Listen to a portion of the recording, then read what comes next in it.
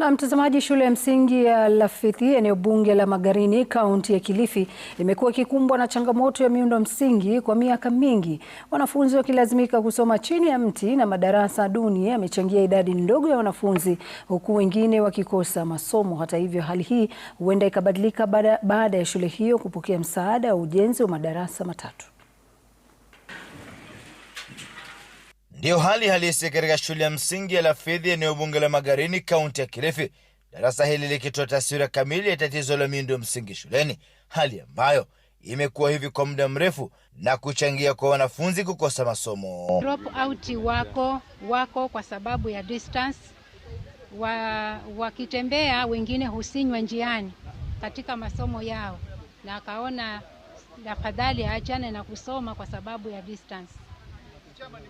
Wakati wa kiangazi inakuwa ni shida ya chakula, shida akifika shule madarasa anayaona ndio vile anakosa morali ya kusoma, na akitafuta kule kwa kwenda kuzuri ni mbali zaidi. Idadi ya wanafunzi imekuwa ikipungua kila kukicha. Kwa sasa shule hii ina wanafunzi 113, uhaba wa madarasa ukilazimu baadhi yao kusoma chini ya mti na kuhatarisha maisha, kwani mwalimu mkuu anatueleza tatizo la wanyamapori limekuwa likiwaandama na usalama wa wanafunzi na walimu. Watoto wetu wako katika hatari kwa sababu kule wanakotoka si karibu na hii shule, wanatoka mbali, ni wapande milima wateremke, na simba huwa wanapenda huko chini chini kwenye hubaki maji. Kwa hivyo ni hatari kwa watoto wetu. Ningeomba hata kama ingewezekana watoto hawa kwamba ningeweza kuwaeka hapa shuleni wakakaa kwa siku 5, halafu ya 6 wazazi wao kuja kuwachukua, ningefurahia sana. Ila hali hii huenda ikabadilika baada ya shule hii kupata ufadhili wa ujenzi wa madarasa ili kuipa sura mpya na motisha kwa wanafunzi, wazazi na walimu. Mwenyekiti wa chama cha ushirika cha bandari Moses Rigoi ametaka uwekezaji zaidi katika sekta ya elimu. Wameanzisha kazi ya kujenga madarasa 8 na wameahidi wataendelea kutusaidia wao, na hata members wao kadha wa kadha wameahidi kutoa msaada kutoka kwa wanafunzi hawa ambao wamewaona wao jinsi walivyo, kutokea mavazi, kutokea na pia kuwasaidia kielimu.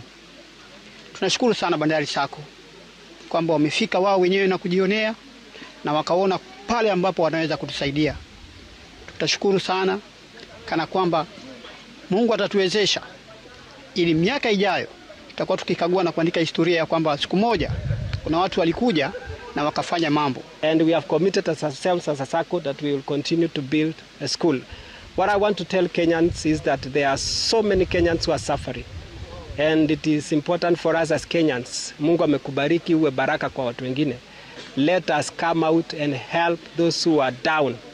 Kuna watoto tumewaona hapa, watoto they are so passionate about education, but watoto hawana chakula ya kukula because they come from poor families, hawana viatu, hawana uniform, na hawa viongozi wamejicommit kwamba watachukua hiyo mzigo ya kununulia uniform watoto, kununulia viatu, na sisi kama Sacco tumesema tutasaidia kujenga 4 classes.